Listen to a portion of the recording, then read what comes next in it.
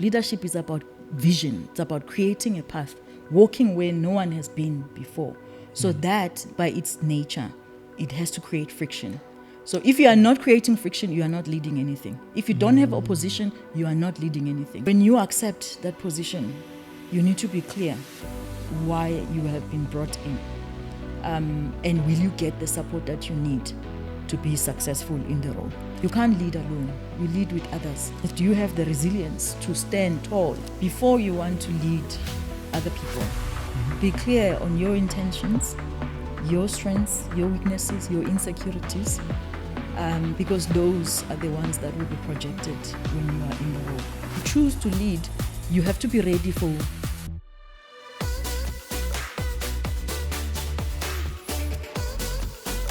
Welcome to another edition of Mindset Profits. I've always been waiting to have a chat about leadership.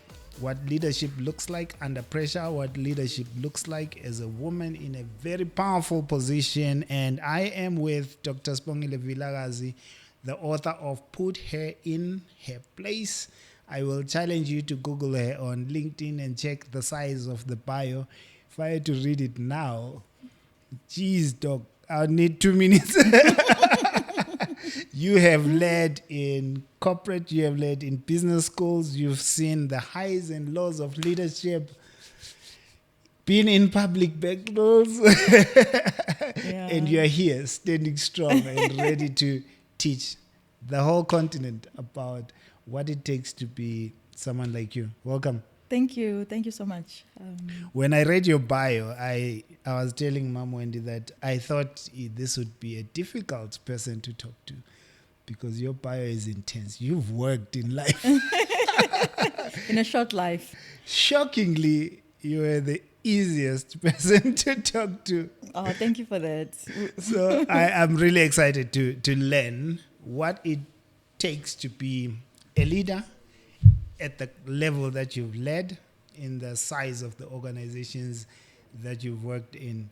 So otherwise, in your heart, what's in your heart before we start for anyone listening? When it comes to leadership, those that see themselves as leaders potentially, and some that don't even see it, that think this topic is for other people.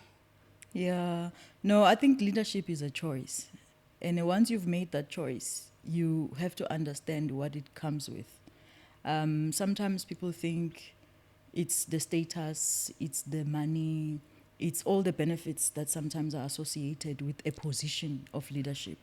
And they don't realize that the position and leadership are two different things.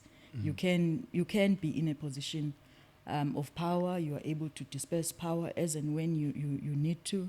But leadership is something else. It's a choice that you have to make to step up and guide people. And when things get really tough, you can't just say, I'm done with this, I'm walking away. You have to stick it out. That's what leadership is about. What are some of the leadership positions that you've occupied? Well, Or just generally your high-level bio? I know the qualifications are too many. You won't mention them. I think just the most one or two. Yeah, I think the most impactful role that I've had, that I've really enjoyed, and that also challenged me, was being chairperson of the GGDA, the Gauteng Growth and Development Agency. The impact, because at heart I think I am a community builder, if you may. So the position allowed me to exercise both my intellect, the knowledge that I would have gained as an organizational developer, the knowledge that I would have gained as an activist, and I was able to guide an organization that when we founded, it was literally hadn't performed certain critical infrastructure projects that it was expected to perform. And when it was started, the organization, it had big hopes to transform the economic landscape of Gauteng from an infrastructure development perspective, and investment driving, attracting investment to the province. And what do you think got you that job? That's a big responsibility. Yeah, it was. It was a huge responsibility. what do I think? I think being at the right place at the right time, having the right skills that were needed at the time, and also relationships. I was appointed by then MEC Park Stau, who's now the minister. And the appointment was because I had met him in other engagements, and he clearly saw that there was something that I could offer. And literally, he called me and said, apply for this role. And I was like, okay. And when I applied, I didn't think I would be chair. I thought I would be a board member. Okay. And then when it came back, the acceptance, the appointment letter says you'll be the chair. I thought, Did wow. you have your PhD at the time? Of course. I had my PhD long time ago. When did I have my PhD? 20. It's that long. Yeah, it's been long. You have to. I have to think. When did I achieve? 2015 maybe. I don't know. I could correct it. But yeah, I've had my PhD for a while. I was one of those. I got a PhD when it wasn't fashionable to have a PhD. I was young, 33, and yeah, it wasn't fashionable at the time. But now everybody seems to be going that route. But when I chose that route, it was still in unfamiliar territory. Okay. So, yeah. So you choose this as the standout leadership position because of the impact that you had. Because I look at some of the positions you've occupied with one of the biggest universities in Africa. Mm-hmm. I thought that could have popped up. As the one. Or the Black Management Forum. Mm-hmm. So it was a significant milestone. I think you were the first woman. the second woman in 17 Second. years. So in the history of the organization, Sisnolita was the first a woman to be president. And it took 17 years for me to get the position. And after getting that position, you realize that the organization wasn't ready. You know, we say these things. We want women to lead. And BMF being a transformation midwife, if you may, it was critical that it needs to show transformation. It has to walk the talk. So we were driving that because, I started leading the BMF as a chairperson of a branch. So since then, the biggest branch in the BMF, I grew that Sentin branch. And the intention, at least from myself and the people that I was leading with at the time, was clear that we need to drive this transformation agenda in a way that is tangible. And BMF itself was struggling with growing women because it's a very male-dominated organization. Okay. So the culture and everything about it, it makes it, I think, difficult for women to emerge. So the transformation was internal. The transformation you saw needed to happen was internal within the organization, or the impact. The internal. You can't keep on standing on platform and accuse people of not doing certain things when you yourself have not done certain things. So you have to lead. You have to walk the talk. So the women agenda was long coming. We tried to mobilize long before me, to mobilize that a woman president emerges. But every time it just could not work. And when my turn came, when I could qualify to be president, we mobilized. And I was accepted nationally as the president. So you would have thought that then the organization was ready at that time to be led by a woman. But as soon as I started leading, I realized that they were not ready.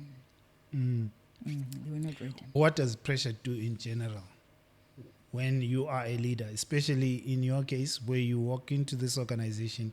It's a huge milestone. Everyone is celebrating you, and immediately there's pressure and resistance. Yeah, and with BMF did exactly that. I chose Gauteng Growth and Development as the one for me because it was something that was big and the impact was also huge, and I was given a chance to showcase my leadership. There are tangible things that we achieved. Mm-hmm. Whereas BMF felt like I was wearing a crown. And this crown, and only when you wear it, you realize, yes, this is a big crown because it's a public role. Everybody wants you because people were excited, I guess, at the same time because it was showing that BMF is walking the talk. women are now because it was an all-women presidency for the first time in the history of the organization as well. Both the president and the deputy being women. Female. Yeah, so there was a lot of excitement. So companies, they want you to come and speak. The media want you to come and comment. So there was a lot. It felt like I was wearing and you don't just pitch up and comment. You have to prepare. And it's a voluntary role. So I have my other work that I need to focus on. And now here is this crown that you cannot disappoint. The moment you step onto the podium or public platform, whatever, you have to deliver what is associated with the history, the beautiful history of the BMF. So there was a lot. That was pressure. And then while publicly I am being celebrated, everybody wants a piece of you. Behind the scenes, I am fighting battles that I've never fought before. I mean, I've led in other spaces, but what I had to fight in the BMF was just something else. And I was like, how do you deal with this now? When you have the entire board ganging up against you and you try different strategies. I mean, I'm a strategist. I teach leadership. So you try different things and nothing works. And you realize that okay. You tried all the hacks you were teaching in school. And then none of it was working because it was so politicized. And the most painful one was when the women that you have been fighting for all along are the ones that turn. That turn. That was tough. It was tough emotionally, intellectually. You call in for help. I had to get people that I knew where they had achieved a lot in their lives and they are good leaders, visible leaders. Get them to come and talk to the guys because maybe they will hear it coming from a male.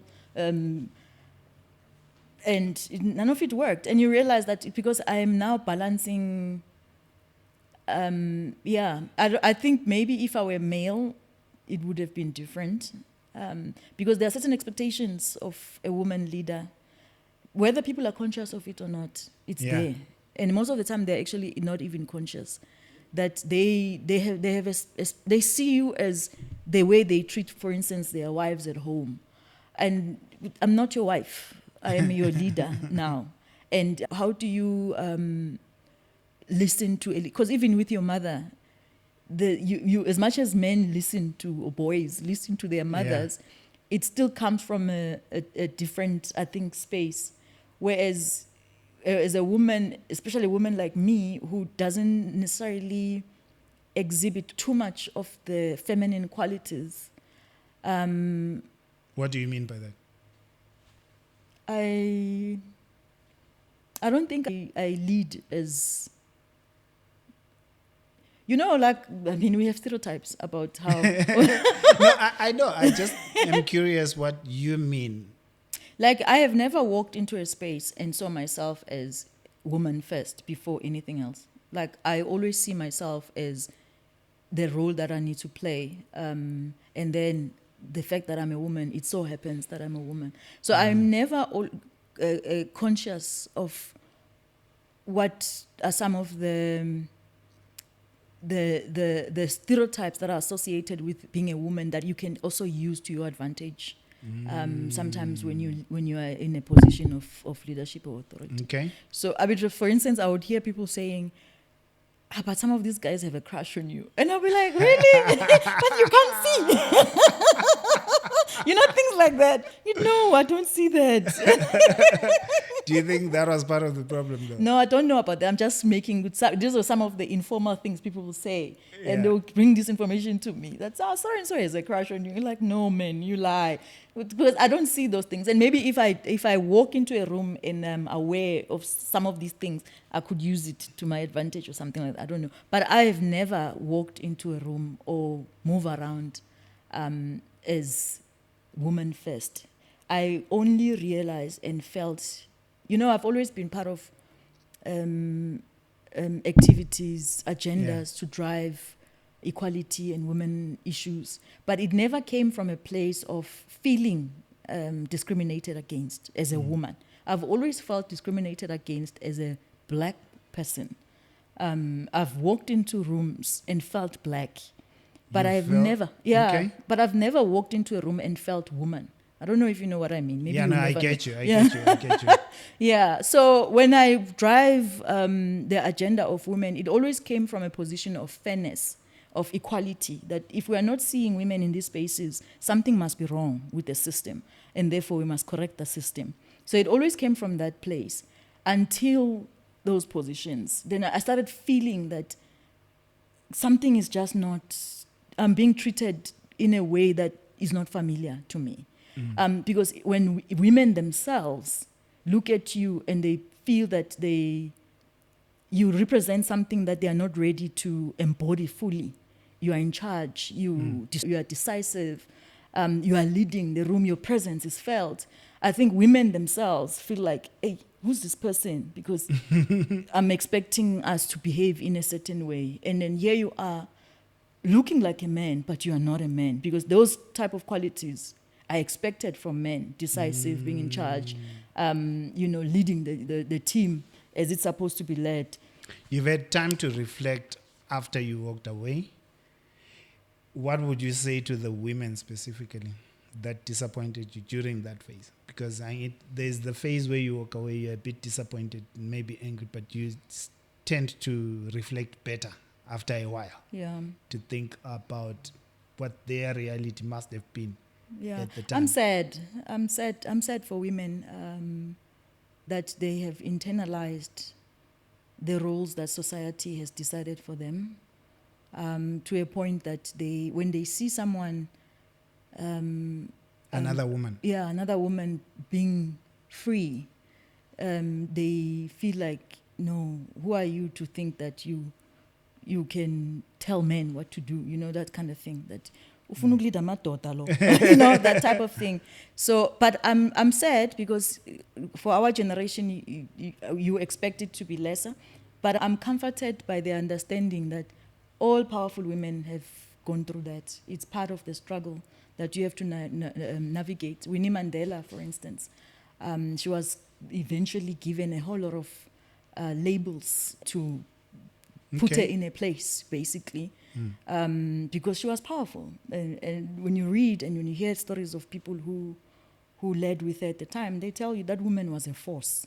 But society was not ready for that type of a force from a woman. She could have been our president, but society wasn't ready for that. So what did they do? They made her into a villain, literally, came up with all sorts of stories to make her seem like the outcast of society. The title of your book is strong. Is Winnie the woman you had in mind when you wrote it? No, Because it's me. It's put her in her place.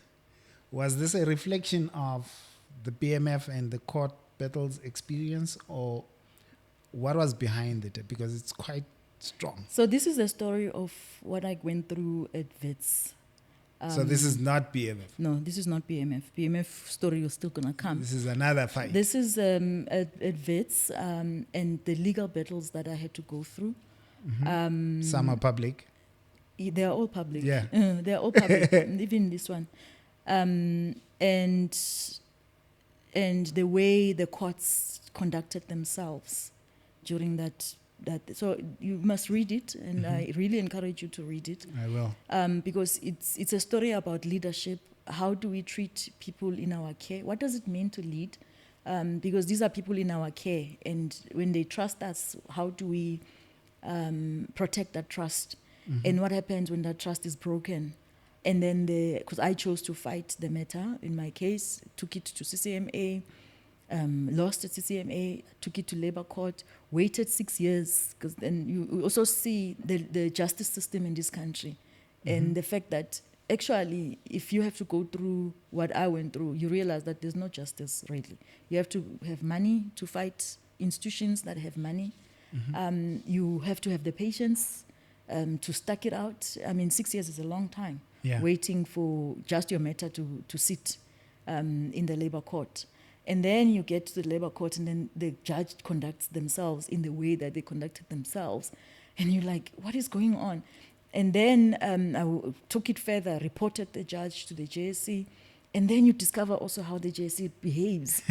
And then, but now it's with the LPC, so we'll see.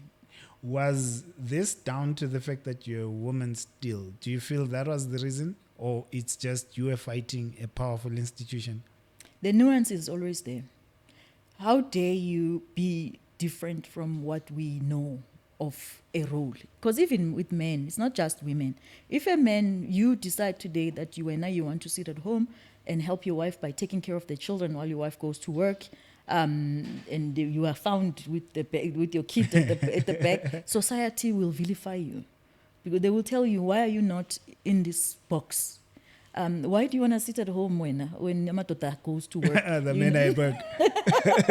And you want to be at home. What kind of a husband are you? You know, any box that has been created, and when you decide to color outside of it, you will be disciplined. It's normal. And when we realize that this is part of the fights that pathfinders have to go through, it's normal. It's not because you are special or anything. You have to face those types of punishments just to get you in line, because you are stepping out of line. So the question is, do you have the resilience to stand tall while all of that is happening? Because the point of the judgment, if you go and read the judgment, you will realize that it went beyond what is expected of a judge and a judgment. It went into character assassination, into morality. Whereas we go to court for the law. The law is supposed to be black or white. Did you or did you not? Is this here or is it not? That's what the law is supposed to be. So now when you find yourself in a space where someone goes into, you should have known better, you know, for someone who is so educated, you know, then you realize, but what am I fighting now? Is this still about the law, or is it now I'm being put in my place for why are you so educated as a woman? Why are you so fighting for your rights? You shouldn't have come here. It's like, okay, you have now gone outside the boundaries of what I have brought here. And you must judge on the law, not on my character. You don't know me to come and speak about my character. Only people who know me can say, this person is like this, and from a character perspective. So that's what... Doesn't the book compromise you, though, if you are not done with the appeals? No. And there are certain things you should keep away from speaking about before the whole process is done? So when I wrote the book, in my mind, I was done. It was my way of closure, owning this, because I was tired. You can't keep on fighting one thing for so long. So I decided that I'm done, and the only way to close it is let me take ownership of the narrative, tell the story that I From feel, your side. I feel wasn't heard in court. And then I told that story. It's in the book. If you are interested, if you read the judgment, go and read the story, and then see for yourself what you make of what has happened here. And the nuances. I am an academic, so I do critically analyze things. So I do pull out the nuances that are designed to get you back in the line that has been established. You know, putting you in your place. Because how dare you, step outside.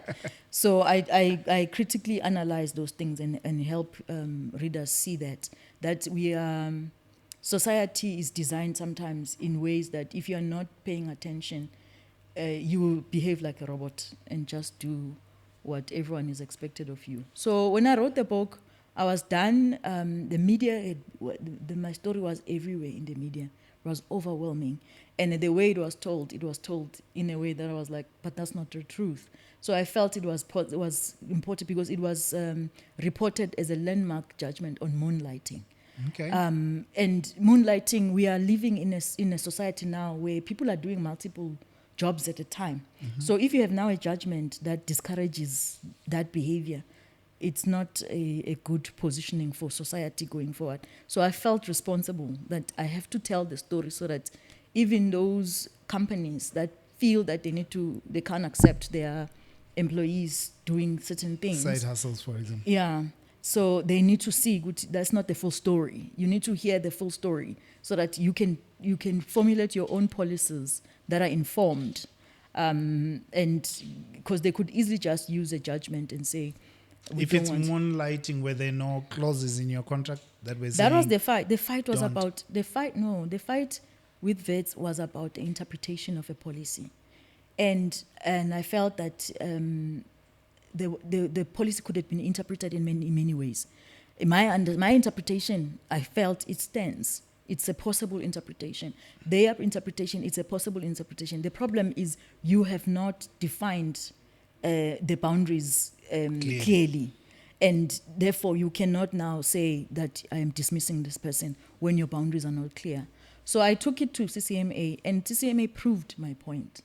Their conclusion, and they quoted a clause that is not what their conclusion is supposed to be. Yeah. So they prove my point. That you see what I mean? That you can interpret this thing in so many ways. Even CCMA, it shows a clause that is not what is in line with what I have brought to CCMA.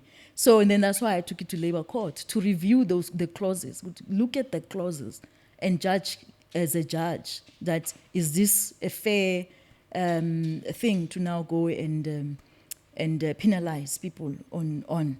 Okay. And then the judge decides to create his own case that talks about moonlighting and why moonlighting should not take place, which is completely different. But now I decided I can appeal this thing and also go through another. But I like, you know what? I think I don't want to go through this anymore. Let me just write a book. I'm a scholar. Those who are interested in learning, they will see the judgment and see the thing. It's part of a knowledge contribution anyways. If I had to be used as a case study, then it's fine. Let that be. So I wrote the book for that, to give the context, the full context, and own the narrative that was out there in the media. Put all of the stories that were written about, I've put them in the book and analyzed them and why they are misplaced, those stories. So that's what I've done with the book. So I was done. And then I moved on to my things that I do. Then there was a position that I was up for. So the appointer comes to me and they say, hey, Bana, the judgment is being used for Guti, you can't be appointed because there's this judgment which paints you as a dishonest person. So I don't know, did you appeal it? Because if you've appealed it, then it's a different story. Now, I hadn't appealed it because I thought, I attempted to appeal, but because when you appeal, you request for appeal to the same person, the same judge that, in this case, was an acting judge that has judged. Yeah. So, and then he came back and didn't give me the appeal. So the next process would have been petitioning the appeals court. So it's another process, and I wasn't ready for that. Emotionally, I was just too drained at the time. So I thought, let me leave it. So now when this comes that we can't appoint you because of this, did you appeal it? I'm like, yo, so this thing is never going to leave me. I have to deal with it. So because now legally I couldn't appeal now because the time frame is lapsed, all of those things, then I decided, no, let me actually complain about this because clearly it is affecting my life. It's not over. So let me complain to the body that regulates lawyers, and because the JSE came back and said he was no longer a judge because he was acting. In the acting is given a time frame. I don't know why he was no longer an acting judge. So they didn't have jurisdiction over him. So it's all in the book, all of that. So that's why I was like, let me just close it. I had to be a case study. It's okay. Let's move on. It's about leadership. That's what I stand for. It's about governance. That's what I stand for. So it's okay. I'm the case study on this, and it's okay. Let the book stand. But now then the complaint came after that. No, but it's not fair that now my life has to be impacted because someone decided to misbehave. So that's why then I've complained. So now I'm waiting for that process. The outcome of that process. If someone is listening to you, I think there's something you mentioned about the woman that disappointed you and you were sad for them. What would you advise them if you could speak to them? Yeah, you know what? I think it's a journey. We all have to go through our journeys in life. We all learn in different ways. Hopefully for them, they will find themselves in positions where they have to lead. And then they will use that experience to know what it feels like to be in a position of leadership and you have people not supporting you who you would think that naturally they should be your first supporters. So for them, I hope that it's a journey for them as well. They've learned whatever they've learned.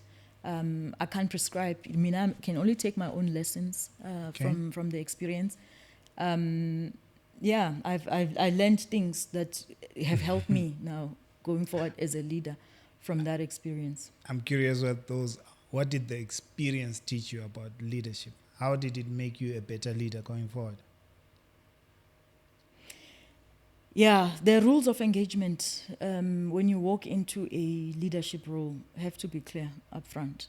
So that's one of the lessons that I learned. So you can't go in with a team that if for instance, you've just been appointed to run this organization, and the main thing that you have been brought in, everybody is always brought for a reason. No one gets appointed to a position nilly-willy. There's a reason. There are certain skills that make you suitable for what needs to be done, the job that needs to be done. There are skills, there's your background, there's a whole lot of things that get taken into consideration. When you accept that position, you need to be clear why you have been brought in. And will you get the support that you need to be successful in the role? If those things, the answers to those you are not comfortable with, don't take the role. I think it's one of the things that I've learned. You have to be aligned from day one on what is the task to be done. And why is this task important for this organization to be done? Are we all aligned on what needs to be, especially the people who you need for the job to be done? If there's no alignment, don't take it. You are setting yourself up for failure. You can't lead alone. You lead with others. So you see it with so-called transformation candidates. Yeah. You get a job because they You're need, black. yes, they need a black person. You do have the skills, but the moment you get into the role, suddenly you are made to feel that you've been done a favor. Someone else takes the decisions while you are there. We know these things. So let's be careful. Okay. That's something you would walk away from now. Yeah. All right. What makes a good leader, according to you? If someone is in a leadership position now and says, I want to grow as a leader, what are those traits that they should focus on developing? I think be clear on your own traits before you want to lead other people. Be clear on your intentions, your strengths, your weaknesses, your insecurities, because those are the ones that will be projected when you are in the role. If you desire the position, be clear to yourself that Mina, I want to be seen. I'm just here for the status. Yeah, so be clear about that, because then you won't confuse people. But if you genuinely want to lead people, it's a task that you must take with humility and a huge sense of responsibility, because human beings are difficult. Human beings, the very people that you care about will be the ones who will take the first knife and stab you. It's a nature of leadership. I mean, it happened in the Bible with Jesus. Yeah. It's a nature of leadership. So if you choose to lead, you have to be ready for those things. That I will have to sit with people sometimes who resent me for no reason. They resent me because I love them too much and they are not sure what love looks like. So you have to sit them down and calm them down and show them that, hey, we are moving together because we have to achieve the task at hand. It's easy when the position is also enabling you.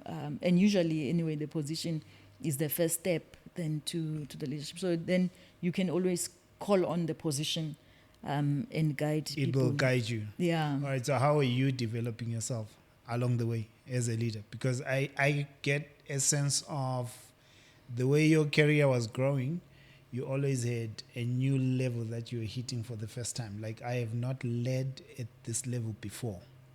When you feel that sense of imposter syndrome creeping in, that this is the first time I'm leading at this level, how are you growing so your identity keeps up to the new level that you were at? Yeah.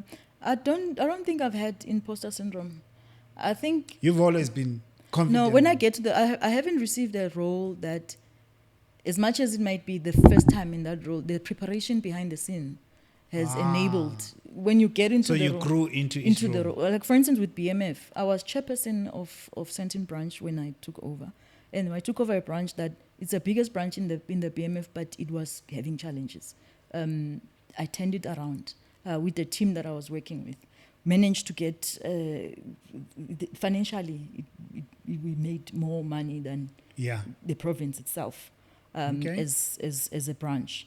The activities that we were participating in, we literally carried national office with policy work that we're going to parliament to present policy work that was done at a branch level. So that already, it means you are leading at a national level, but you are in a lower position. So that was your hack. Yeah. So you just need excellence at the level that you're in, where by the time you walk into the next level, you're already ready. Exactly. You're already doing the work, so you don't have to feel that, why am I here? How did I get here? Because the path of getting there, it's been clear that you perform whatever smaller responsibility, or what seems small a responsibility, perform it to the best of your, that thing that you must act your next level. If everywhere you are, behave like the job you want. Dress like the job you want. Behave like the job. Doesn't matter what role you are in. If you want to be CEO, but you are there middle management, walk like the CEO. So that by the time you go into that role, you don't have an imposter syndrome. You've lived it in your mind. For instance, when I graduated with my PhD, it was a big thing. Everybody sending you message, because it was huge.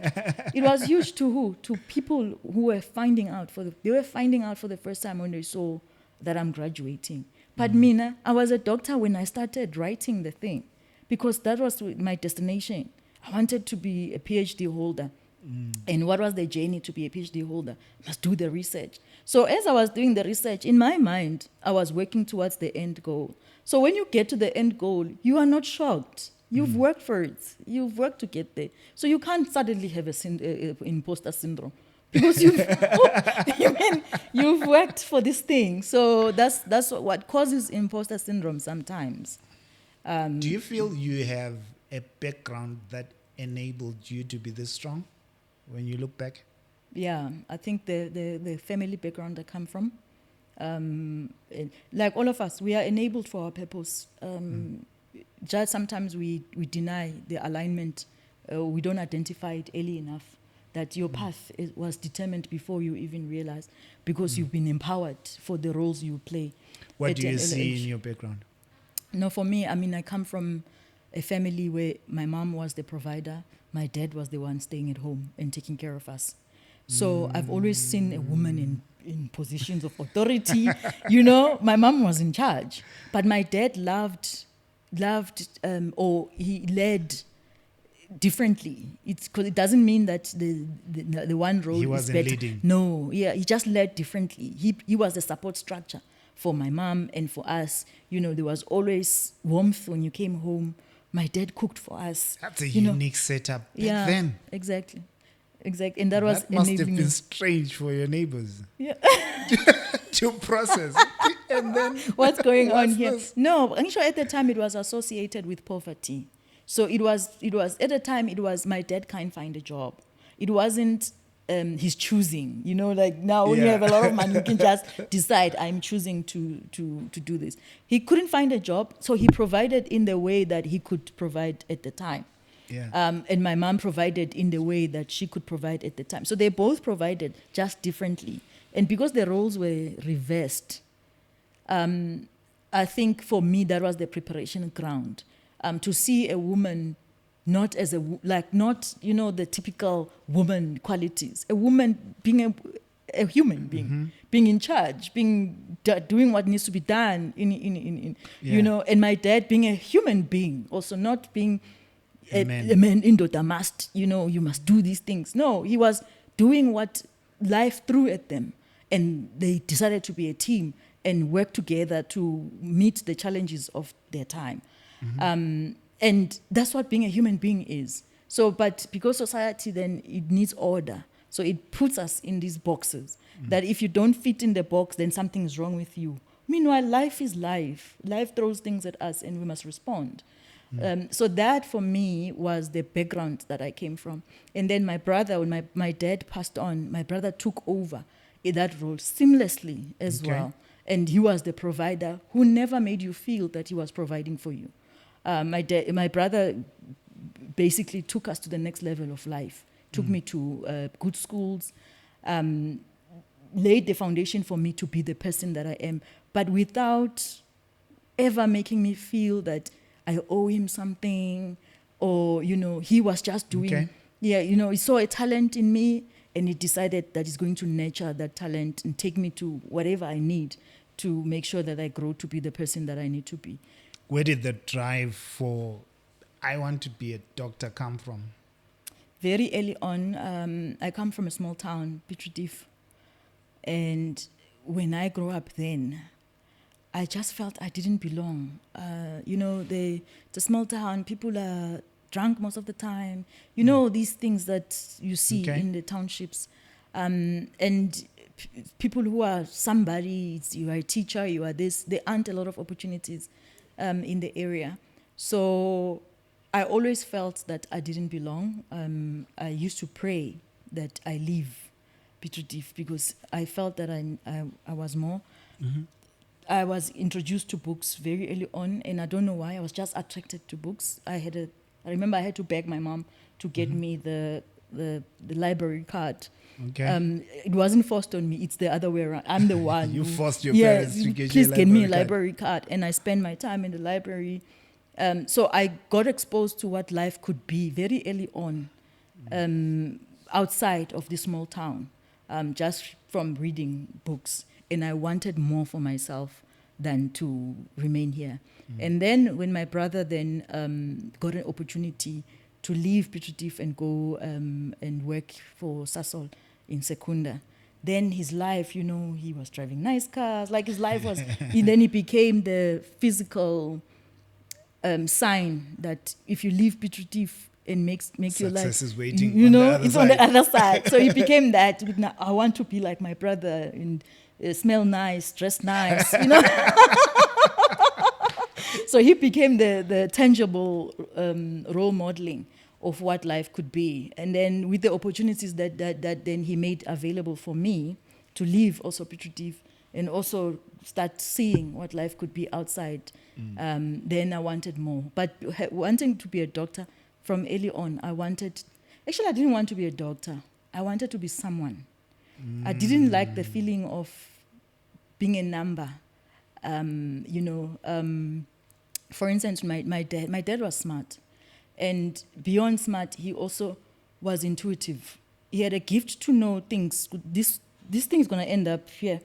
Okay. And then, but because he didn't have a job, people didn't really pay attention to him until things, they were messed up. And he said, but I told you, if you continue this way, this is where it will end up.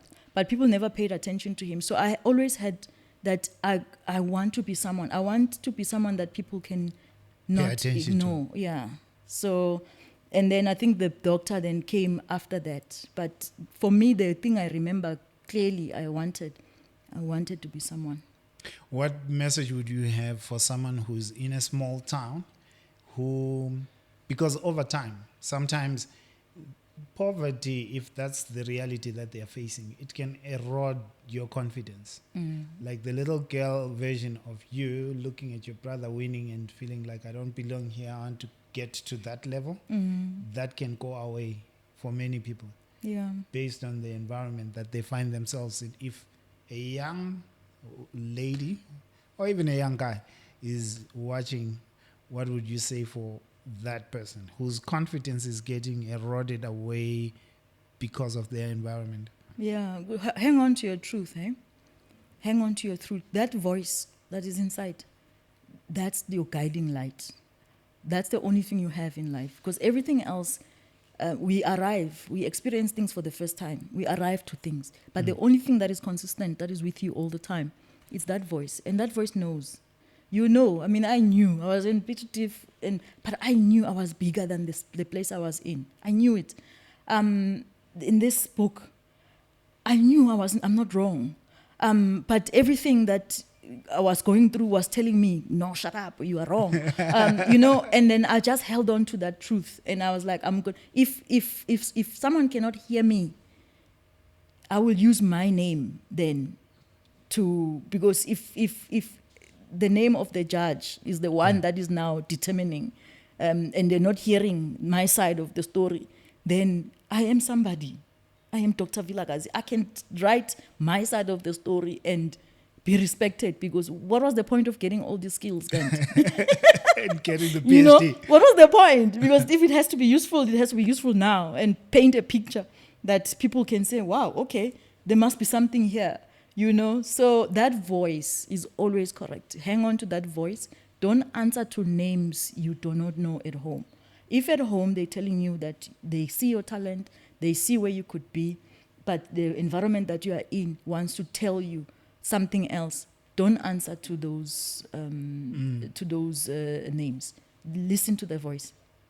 That is It will guide you. powerful. If someone has been listening to you, I think the feeling that might come is leadership has a lot of fighting in it. What's the good side of leadership? The good side of leadership. You know what? The reason leadership has a lot of fighting is because it's leadership. You are creating a path. That's what leadership is about. There's maintaining things. That's management. Yeah. And we need both. We need people who will come in and manage things and make sure that there's peace, and everything, the systems are in place, and everything works. But leadership is about vision. It's about creating a path, walking where no one has been before. So that, by its nature, it has to create friction. So if you are not creating friction, you are not leading anything. If you don't have opposition, you are not leading anything.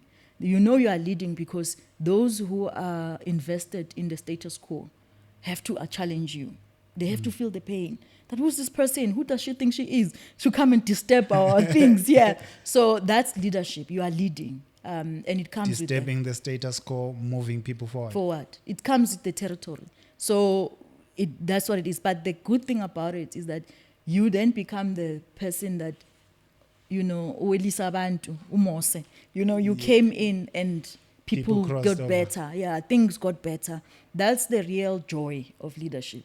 Seeing the other side, getting to the other side. But the resilience to face the things that will come at you simply because you are shaking the ground, that you have to withstand that. It comes with the territory. How do you process failure? And it's not, I'm just saying failure because it's disappointment, or I could call it disappointment, where you walked into a big position, you had a big vision, things were moving forward, but you never took things to where you wanted to because you faced all this resistance and friction. It not having worked the way you thought. In my case, I think I did go through some level of depression. And it took a while. I remember, last year I was already fine. I think it was the year before last year. I mean, I had projects that I needed to, because I have my job, I have the other things that I do, that I needed to, send the proposal or whatever. And I just didn't have the energy to do it. And I didn't realize at the time that I was dealing with a loss of a vision, a loss of a dream that I thought things would pan out this way, but now they didn't. So I did go through the emotional whatever that I have to, that you as a human being, you have to go through.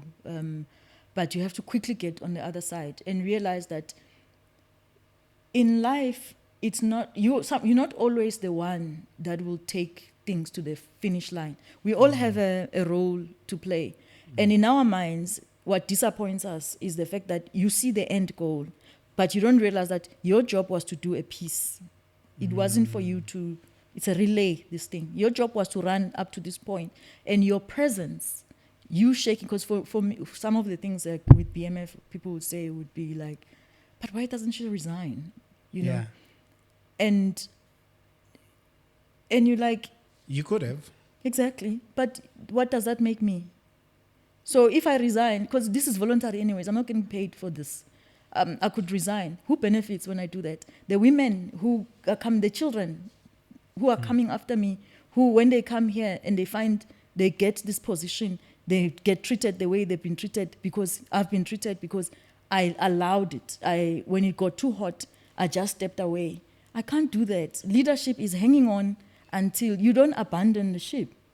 If it sinks, you must sink with it. You can't now say, I jumped out and, I look pretty and everything. No, if it sinks, you sink with it. And my role, I guess, in that whole scenario was presence. Guti, what does a woman leader look like when she doesn't compromise because I could have, because some of the conversations that were what led to everything that happened were some of the background conversations that I could have allowed. I could have just said and say, you know what, to save my position and to save my face, let me allow things. Let me let people certain do things. Yeah. People do what they want. What they want. And then I remain the face of calm and everything. Then what am I? Then I have not done justice for the women who are coming after me. Because the reason even now we struggle with transformation or we feel that we have not made any dents. We've had people in positions, black people, women in positions of supposedly authority, but things are the Without same. power. Yeah, things have remained the same. Why? Because we don't have the courage to say, my head on the block, but I'm over my dead body. I will not be here as a token. I will not allow myself to be used as just a figure. I will lead the way I'm supposed to lead, and if it means shaking people so badly that it in this case it ended up the way it ended up, then that's what should happen. But that's my role, because the next person will come in a better platform. For instance, BMF will never do what happened to me. It will never happen in the history ever again, because when they now know that A woman can fight and until the end, they now know that. So it will never happen to anyone else. So that was my role, and sometimes you have to accept that my role was to shake things up, to shake the ground, so that the next person who must come and plant, they can plant in a better environment.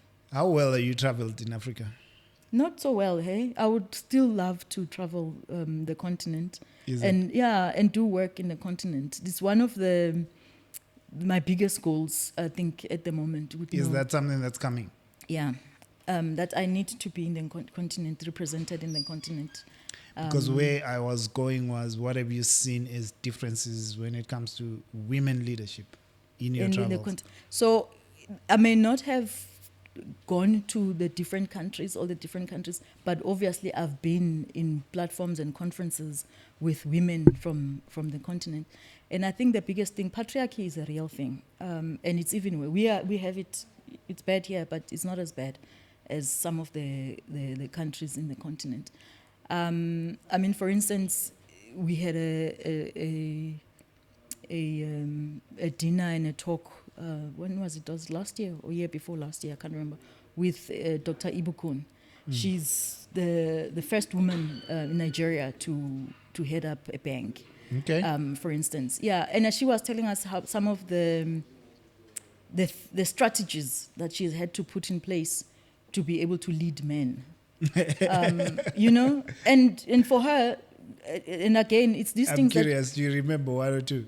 Yeah, the what I was saying earlier on, that sometimes when you understand some of the stereotypes, you can use them to your advantage instead of acting unaware. Because in her case, she says she makes them tea. She treats them like the men that they believe they are, and she becomes the subordinate, and yet she's in charge. So she has found a way How does she switch from serving tea to making a call that everyone has to follow? Somehow because that's the language they understand. They see a woman in that way, and they take authority from women in that way. And she learned that, and she practices it, and it has worked for her. So but that's patriarchy. That must be tough. Yeah, it's the strategies that we shouldn't have to. There's a generation that must, because you have to be there and you have to create the path. You have to do what you need to do to survive, to create the path for the next person. But the next person hopefully does not have to endure what you had to endure. So it has to be easier for next people. It can't be the. I mean, I remember there's one lady also who was talking about how, but in her case, she hadn't. I think she hadn't reflected on it because she was projecting it as a advice on what women need to do if they want to move to senior positions. That, for instance, board meetings happen in the morning, like 7 o'clock. That's the time to drop off kids at school. So if you're a woman who desires to be in those positions, it means you have to let go of that desire of dropping off your child at school. Someone else has to do it for you. So in her case, she was talking about the realities at the time. But then when you reflect about it, you're like, no, but who says the meeting has to be at 7? Because that's something easy to change. But all other things, it's not so easy because it's not so obvious. It takes reflecting about it. My presence in this role means things have to change for the next person. So I can't come in and assimilate to think the way things have always been done because someone like me wasn't in that role. So that's why things have been done the way they've been done. But my presence must say, hang on, can we start at 10? Obviously, you will experience resistance, but you have to stand for that. That, guys, I have a child to drop off at 7. Can we start at 10? Eventually, you might be resented for suggesting it. Other people will say, no, but my schedule, I plan things around this, all of these things. But the fact that you have raised it and you are there and you are adamant and you are resilient and you stand firm on what you think must happen, it will make life easier for the next person, then you do exactly that. So I think South Africa, from a patriarchal standpoint, we have it easier as women because anyway, we have it easier on many things as South Africa. Our democracy in our constitution allows us to enjoy a lot of freedom. So you think it's different in other countries? It's different, definitely based on the women that I've associated with who are in leadership of positions. Okay. Yeah. All right. What can people look forward to when it comes to you, Dr. Sibongile, and the book? They must buy the book. They must buy the book. I'm really hoping that the ideas that and the love that I have for my people, and my people, it's the people that I lead. I will get a chance to see them to fruition, see us succeed. I think we do deserve success. We have everything that we need to be successful as a people. But sometimes the things that trip us are very minor and mundane things that I'm hoping that we can overcome. And I'm hoping that very soon I'll get to see through all the things that I wish to see. I wish you all the best. Thank you so much. Thank you so Thank you. much. This was lovely. I even forgot where I am. Oh, you forgot you're in the studio. Thank you. Beautiful. We'll link the website. Is there a website to get the book? The book isn't at bookstores. So exclusive books. We have Amazon, an international community. Amazon. Good. We'll put a link to the book in the description of this video. Otherwise, let us know what you think. Thank you for hanging with us till this time. We'll see you in the next episode. If you still want to learn one or two more things about leadership, pop it in the comments, and we'll hook you up. Thank you. And thank you, Doc. Thank you so much.